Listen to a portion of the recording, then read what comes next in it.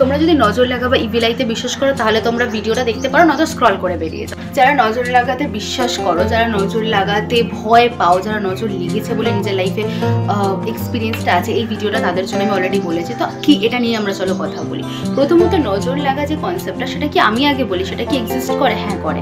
পৃথিবীতে সব কিছু এনার্জি পার্সপেক্টিভে বুঝলে তোমাদের কাছে লাইফটা খুব সহজ হয়ে যাবে। এবার নজরটা কি কুসংস্কার? হ্যাঁ কুসংস্কার। তাহলে নজরটা কি এক্সিস্ট করে? হ্যাঁ এক্সিস্ট করে। কেন আমি কথাটা বলছি? তনিমা কেন কথাটা বলছি? নজর একটা এনার্জি। তুমি যেটাকেই বিশ্বাস করো, তুমি যে ভাবনা চিন্তাটাই মাথায় পোষণ করছো, এই সব কিছু এনার্জি। তো তুমি যখন নজর লাগাটাকে বিশ্বাস করছো, তার মানে কি সেটা তুমি একটা এনার্জি দিচ্ছ, সেই নজরটাকে তুমি একটা এনার্জি দিচ্ছ, এবং এনার্জি দিয়ে তুমি যখন বিশ্বাস করছো, তোমার ভাবনা চিন্তা প্রত্যেকটা জিনিস এনার্জি, তো সেটা কোথায় যাবে? সেটা তো অ্যাজ এ এনার্জি রূপে আমাদের লাইফেই এক্সিস্ট করবে। তো তুমি যখন সেটাকে বিশ্বাস করছো, সেই জিনিসটা তোমার লাইফে হচ্ছে, তুমি এক্সপিরিয়েন্স করছো, তার মানে সেটার এক্সিস্টেন্স আছে। কুসংস্কার কেন বলছি? হ্যাঁ এটা কুসংস্কার, কারণ এই এটা মানুষ নিজের থেকে বেশি বড় করে মনে করে।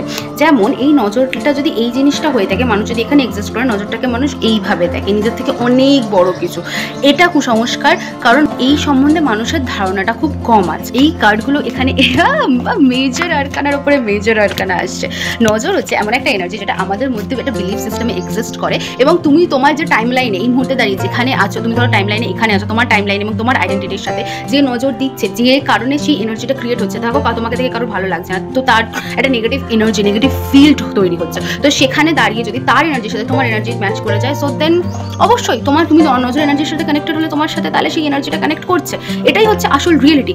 কিন্তু যখন তোমার মধ্যে আপগ্রেডেশন আসবে, তোমার আইডেন্টিটিতে আপগ্রেডেশন আসবে, তুমি সেই ইলিউশনের বাইরে যাবে, যে ইলিউশনটাতে তুমি কন্টিনিউ কানেক্ট করে রাখছো কিছু বিলিফ সিস্টেমের মাধ্যমে, তুমি বিশ্বাস করছো যে হ্যাঁ তুমি ওই যে মানুষটা ভাবছে, যে মানুষটা তোমার থেকে নজর দিচ্ছে, সেই মানুষটার নজর দ্বারা তুমি অ্যাফেক্টেড হতে পারো।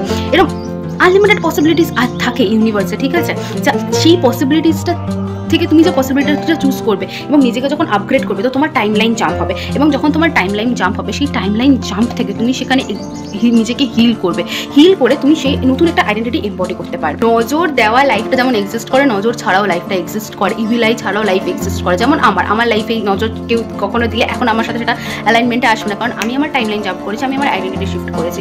তো আমি একটা ওয়েবিনার করছি, যেখানে ওয়ার্কশপ করছি, যেখানে আমি তোমাদেরকে এই নজর লাগা নিয়ে আমি তোমাদেরকে এডুকেট করবো, যেখান থেকে তোমরা আনলিমিটেড পসিবিলিটির সম্বন্ধে অ্যাওয়ার হবে, যেখানে কার্ডস থাকবে না, যেখানে আমার নলেজ থাকবে, এবং তোমরা জানতে পারবে যে তোমরা তোমাদের কিভাবে তোমাদের মাইন্ডসেট শিফট করতে পারো, যেখান থেকে দাঁড়িয়ে তোমাদের নজরটা এক্সিস্ট করলেও মানুষ তোমাকে নজর দিল, সেটা তোমার লাগবে না। যেমন শাহরুখ খান এত বড়, তার কি নজর লাগে না?